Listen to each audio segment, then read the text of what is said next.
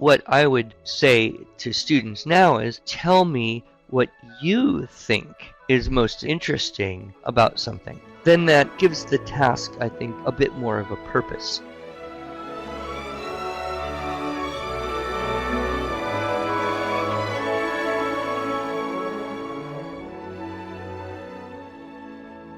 Hello, and welcome to the Arts of Language podcast with Andrew Pudewa, founder of the Institute for Excellence in Writing, or as many like to say, IEW.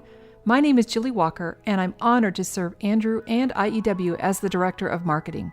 Our goal here is to equip teachers and teaching parents with methods and materials which will aid them in training their students to become confident and competent communicators and thinkers.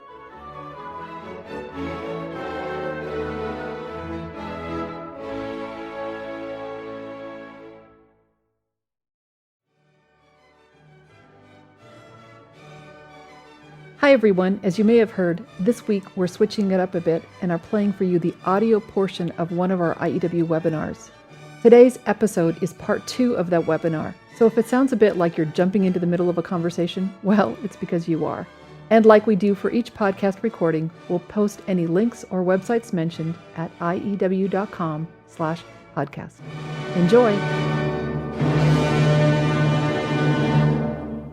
All right, moving on here. Let's go ahead and try one together. This book is one of our theme-based writing lesson books. It's written by one of our longtime reps who does conventions for us, Danielle Olander. She also teaches online classes. She helps us when we get a super busy time during customer service. She's on our team of, we call the 911 team. The group will answer questions that require an experienced teacher. And she wrote this book with her oldest son, Nathaniel. So as far as I know, she's still sharing some of the royalties when we sell this book. He makes some money. It's pretty cool. I think he was 12 when they put it together. And he's a techie guy, and so he liked all things robotics. So this source text, I'll zoom in and make it a little easier for you to read here, is on Radar. And it is, as you can see, kind of a 2-paragraph size source text. And our goal is to summarize, which would be choosing some of these facts, but not all of them. And so the idea of limiting. So if we look for the facts, 1, 2, 3, 4, 5, 6, 7, 8, 9, 10, 11, 12, 13, 14, 15, 16, 17. There's probably 20-some facts, and what we want to do is we want to create an outline that contains 7 of those available facts. And so we're going to scan and choose and then copy into the keyword outline the facts that we choose. Now, I do mention in the TWSS course, I do mention there's a couple ways to do this. One way is kind of the time-consuming, meticulous student way, generally preferred by girls, which is to read the whole thing, get a sense of it, and then read it again and highlight or underline or mark the interesting or important facts that you think you want to choose. Then go back and change those highlights or underlines or marks in the margin, transfer those facts into the keyword outline, and then once you've figured out the ones you want, just read it through one more time just so you don't forget anything, might miss something that's truly interesting or important. Another way to do this would be the way more preferred by boys for whom time is of the essence. The need to finish the project and be done with it, get on with the real business of fort making. So you could kind of do it like I remember doing it in school. See that whole idea where you read till you find a pretty good sentence, copy the sentence and change a few words, read till you find another pretty good sentence, copy the sentence, change a few words, read, copy, change, read, copy. It's not all that wrong or bad if you just reverse the process. Read till you find a pretty good sentence, something that looks interesting, important, or relevant, and then instead of copying the whole sentence, copy just a few words and that will allow you to change whole sentences. And that's where the style techniques, of course, come in and are very, very helpful. Yes, Stephanie, this has the word topic. Stephanie asked, do you actually have the students write or type topic after the Roman numeral 1 when creating the keyword outline? Not generally, I don't. That just happens to be there on some of the pre-printed papers that we use in the theme-based writing books, kind of as a reminder. I don't think it matters whether you do or not. I probably wouldn't unless there was some problem. But for purposes of teaching and demonstration, the forms and slides we do have it there kind of as a reminder. It won't be on the outline I'm going to make here with you right now. So again, yeah, just explain it. I would just say only if it's something really confusing. I would hate to put it in and then have some kid write, the topic of this paragraph is, some kind of horrible thing like that. So they saw the word there, they might think they had to write it into prose. I don't know. All right, so let's read this through once, and you can kind of mentally say, okay, which facts look like the interesting, important, or relevant ones, and then we'll go ahead and choose some of those, and you can all help me with this. So the idea is that we would do this kind of together. If we were in a class, I would solicit from you suggestions, is this one of the most important, interesting, or relevant facts? So just read it all through. Radar, which stands for radio detection and ranging, uses radio waves called microwave radiation to detect objects. Radar consists of a transmitter, a receiver, and one or two antennae. When the waves that are emitted collide with a solid object, an echo returns. The receiver collects the echo. Radar operators determine where the objects are by calculating the time it takes for the echo to return. The radar device is connected to a computer that processes the signals. The signal processor sorts out other noise and interference while taking measurements on the location and speed of the object. Knowing the speed of sound, computers calculate the object's distance. In 1935, the British government petitioned Robert Watson Watt to create a death ray to defend their coast. Death ray, wow. They feared a bombardment by the newly rebuilt German Air Force, the Luftwaffe. After determining the death ray wasn't feasible, Watson Watt instead perfected an improved use of radar, the chain-home network. A form of radar had actually been invented several years before, but that form could only detect large, slow-moving objects, such as a destroyer or a battleship, and only within a 6-mile radius. Most could not detect low-flying aircraft. The chain-home network successfully warned of incoming air attacks during the Battle of Britain, 1939-1941. The Americans were also experimenting with radar. Long after the war, evidence was released that other countries had been developing similar capabilities. World War II provided the motivation to perfect radar technology. Okay, that's interesting about a death ray. I'm sure many of the boys would be sure to want to get that fact in there, even though it's probably not one of the more important or relevant ones. But okay, so for topic then, I think we would just put, pretty much the same thing. Radar equals radio detection and ranging, and that gives us 3 words. If we were to squeeze in a fourth, we could use microwave, or we could go ahead and put on the next line microwave and radiation, which makes us wonder, microwave, what is that exactly? Don't we use that to heat our food? I guess there's all sorts of research that could be also done in conjunction with understanding what is microwave radiation. Or we just leave it at that and say, okay, we don't know a lot about it, but at least we know what it's called. Next fact that I kind of mentally flagged was this idea that when the waves are emitted, they collide and an echo returns. and the echo can calculate the distance by the time it takes for the echo.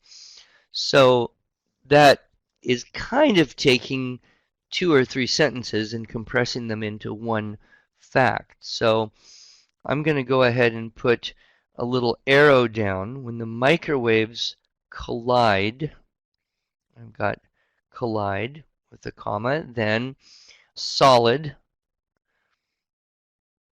that's for solid object. I could put object, that would work. An echo comes back, and I'm drawing a little arrow to show that it comes back. And then the next fact would be that the time for the echo, or the time, allows us to calculate distance. So that time of the echo allows us to calculate distance. So I've got time, comma, calculate, comma, distance. All right. Looks like you need to know the speed of sound in order to calculate the distance. I don't know if that's worthy of writing it down.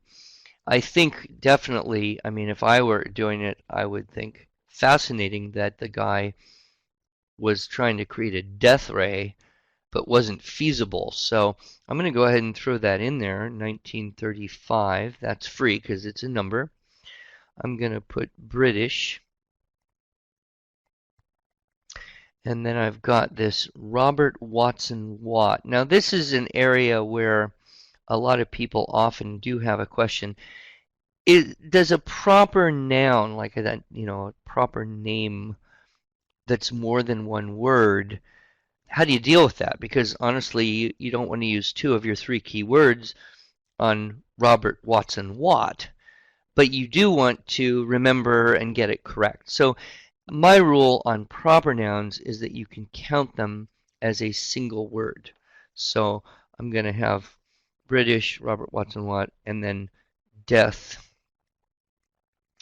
And unfortunately, death ray is 2 words, but having had a little bit of geometry in math, I know the symbol for a ray. So I'm going to put the geometric symbol, which is a starting point with an arrow going out.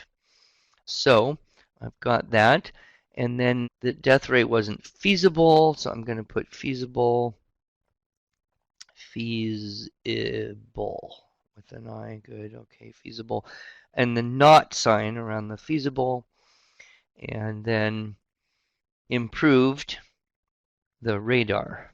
Just put a R for radar, and this could detect airplanes. Don't think I'm going to have room for the chain home network thing, but I do like the idea that other countries had been working. So USA, comma, others working. And the last fact, World War II provided motivation to perfect. So perfect. And then I have the word clincher below, and that will remind me to follow that topic clincher rule when I get to that point. Okay, so there you have the handwritten outline, the way I would have done it on a whiteboard teaching this unit with a group of people. I would have probably tried a little more actively to solicit suggestions from you or from the students. Okay, so then, of course, we write from the keyword outline, and that's pretty easy to go. All right, I think we're probably good on questions. If you do have any, go ahead and type them in to the Q&A box. Jill makes a very good point, which is you can have students try to retell content from the keyword outline there, and that's good as well. I do find that teaching with samples is so helpful. When you're trying to explain something to students, this is what you're supposed to do. There's really nothing better than another student's sample.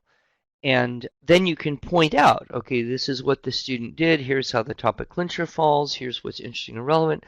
And so in the new Teaching, Writing, Structure, and Style book, we put a whole lot more student samples at all different levels. That's probably one of the most significant improvements, is a lot more student samples.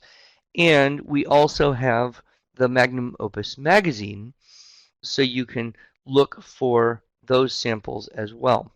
The difference between Unit 4 and Unit 6 is really just the number of source texts. In Unit 4 you have one, in Unit 6 you have more than one. Where otherwise, we're doing very much the same thing, limiting details, organizing a paragraph, choosing topics, and so it's pretty much the thing. So what to do: determine the subject, find an appropriate source text, remember that length dictates the structure, so the certain number of facts per topic, the number of topics per assignment, and you are looking basically at 1 or 2 or 3 paragraphs.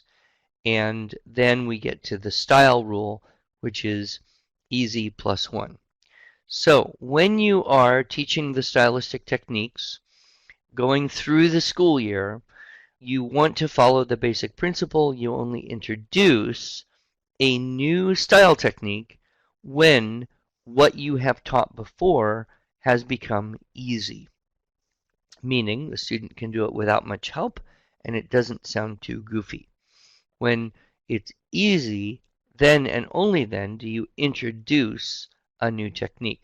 This little graphic, I think, is very helpful here.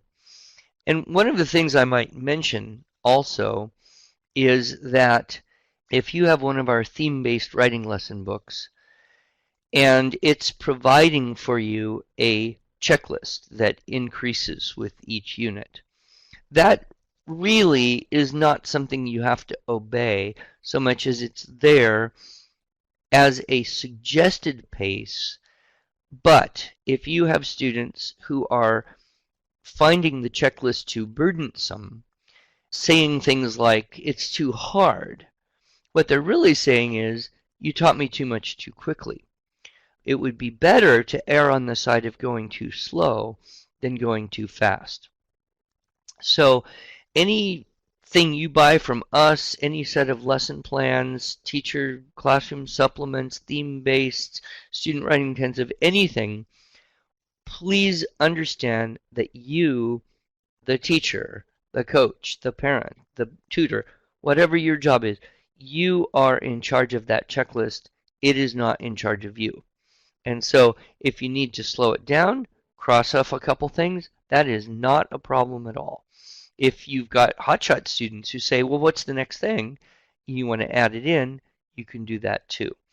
But this particular diagram, I think, is helpful to understand the pace. The new techniques are dripped in as they become easy, and the pace may look something like that for an advanced student. You might be through all the dress-ups in by Unit 4, get through all the sentence openers by Unit 7 or 8, get into a couple of the decorations. You might also go a little bit slower for younger students, or perhaps even a little bit faster and get the whole checklist done, by the end of 1 year. The trick isn't to worry about it. The trick is to follow the basic rule, easy plus 1. I'm seeing an interesting side conversation. Anne is asking, can you comment on adding similes? Kind of tricky. And what you're saying is, can you suggest the similes? Absolutely. You can suggest all the time, because that's how else is he going to learn to do it? He may not ever learn to do it unless he's got several examples and practices to work with. And so that, I think, is just fine. I'll also mention that when you're dealing with facts in Unit 4, Unit 6, it's a little harder to come up with similes because you're basically working with facts. I'm thinking about this radar here. The best simile you could come up with would probably be closer to a truthful analogy that radar works somewhat like the echolocation used by certain sea mammals like dolphins.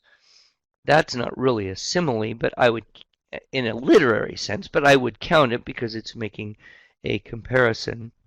I guess what else could you say? Radar allows us to essentially see things by hearing them like a bat. I guess that's another animal kingdom thing. It's not much of a simile. I'm not sure. I mean, this would be perfect. The death ray thing, I suppose you could say, like a, like a alien ship from outer space, a death ray. But I wouldn't be terribly stressed about stylistic techniques like a simile in this particular type of writing. You'd be better to look for chances to do alliteration or even a quotation. You could teach how to take an excerpt out of the original source text and use it as a quotation. So I wouldn't be too stressed about decorations, particularly in Unit 4 and 6.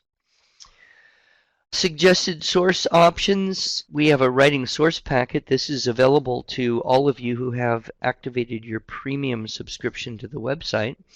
It's got sources that are useful for all the units 1 and 2, Unit 3, Unit 4, pictures for use in Unit 5, and multiple source sets for Unit 6. And then really, after you're past 6, 7, 8, 9, you're on your own using sources. But that could be helpful.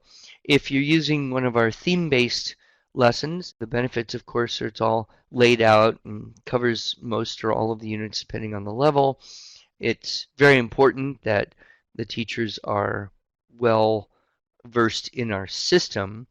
If you're teaching in classroom, you may have these classroom supplements. Again, has lesson planning pretty much all done, and especially help you get through that first year. I mean, ideally, you'd like to choose your own sources. The benefits there are that you can connect with the content from English, history, religion, science, whatever you're reading and talking about. You don't have to buy anything, assuming you've got a library or a library card. However, the problem is you do have to spend some time preparing the lessons. It's not just there, turn the page, ready to go. So, each has its advantage, disadvantage. Just a few thoughts. FAQs, Unit 4, page 54 in the seminar workbook.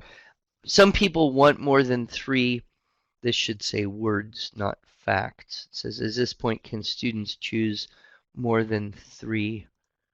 Yeah, it says facts right there, but it should say words. So, yes, I will sometimes go to 4, especially with middle or high school students. What I'm looking for is to be sure that people don't start writing whole sentences or phrases or clauses. As long as they're keeping the commas going, an occasional fourth word is all right. But you want to keep going with the symbols, the abbreviations, the things that keep it keyword outliney. A topic sentence may or may not be the first fact. Yeah, I mean, in the case of radar, that definition of that acronym makes a kind of obvious first fact. In fact, in a way, it would seem odd to not do that as the topic sentence. I do want to be sure and address any remaining questions. So we do have a weekly podcast, and so if you're not familiar with our podcast, I was delighted to discover that there were homeschoolers and even one actual school teacher I met in Manila last week that had been listening to the podcast. So they are getting around the world, and I think they're pretty enjoyable to do and to use. Mary's question. We are using the medieval-based writing and are working on 2 paragraphs with an introductory sentence and final clincher. Do you have any suggestions to keep those from being redundant to the topic and clinchers of the paragraph? I don't, Mary. By nature, they're going to do that. That really was an innovation of Lori Verstegen. For her history-based writing lessons, that's the way she wanted to teach it to her students. So we let it go. I've never done that because I don't view the need to confuse the issue with introductory and concluding sentence. In a way, I can see how that is helping lead the student toward the idea of introductory and concluding paragraph, but it also is being a little bit confusing. So I'd say just do the best you can, but don't worry about it, or just ignore that part in the medieval-based writing lessons and don't worry. It's not the point of Unit 4, so I don't think it has any real, you don't have to worry about it. Candace, yes, iTunes and all those other platforms, just go to iew.com/podcast and you'll see that you can get it from various podcasting platforms there. All right, so I'm going to be in Maryland. Whew, day after tomorrow, back on an airplane. I feel like I've spent a lot of my life in airplanes. And then out to Florida for the Special Needs and Gifted Conference. There's also, by the way, if you are in Florida or even thinking of going, it's always nice to have an excuse to go to Orlando in November. They are having a college fair as well during that Special Needs Conference. It's a Friday night and Saturday, November 18th and 19th. So I'm looking forward to being there. And then I think I get a vacation from airplanes for a while. I'll be driving to Ozark to do some writing workshops in December and, of course, our clearance sale. So all those good dates. And next month, we will be talking about writing from pictures to give you a review and refinement on that. I don't see any more questions. It is 8:44. And so I believe we can wrap it up here. And I want to commend every one of you, for taking the time to do this on a Monday night. I know you've got spouses and children and things you could be doing. So thank you so much for joining us. Your commitment to teaching writing with structure and style to your students is notable. I was just, one of my favorite authors is Anthony Esolen, and he posted on Facebook today, or was it yesterday, some first sentences in some of his students' college level papers that he was grading. And they were, in some cases, painfully nonsensical. And he said, these aren't handpicked. These are just the ones, in the pile in front of me now. And his commentary at the end was, okay, these are the good students from our good schools who go to a good college. It's impossible to describe just how bad the writing is. They make semantic and grammatical errors for which there are no names. If you see a bird with a broken wing, you say, ah, there is a bird with a broken wing. Let us set and bandage the wing. That's easy. This is like seeing what used to be a bird flattened on the middle of the road, run over by 100 cars and trucks, so that you can hardly tell its head from its tail. So, poor Dr. Esolen dealing with college students' nonsensical statements from their papers he has to grade. He, I'm sure, will be very grateful for you out there working in advance to train your students with the good writing skills so that if they happen to end up at Providence College in Dr. Esolen's class, he can be much happier. So do not grow weary in doing good, and let's finish out, if anyone's around, to turn on the beautiful Respighi bumper music. Otherwise, I'm going to go have some dinner, and I hope you all have a great month until we meet again, wherever that will be. God bless you.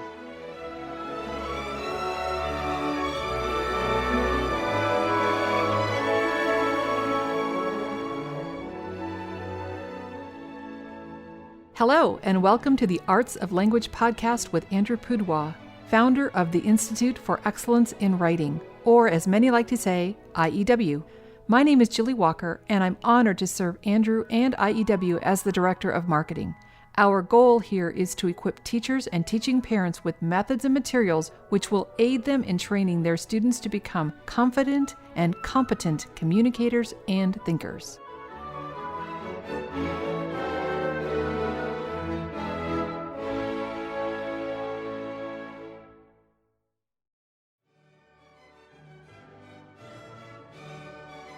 Hi everyone, as you may have heard, this week we're switching it up a bit and are playing for you the audio portion of one of our IEW webinars. Today's episode is part 2 of that webinar, so if it sounds a bit like you're jumping into the middle of a conversation, well, it's because you are. And like we do for each podcast recording, we'll post any links or websites mentioned at iew.com/podcast. Enjoy!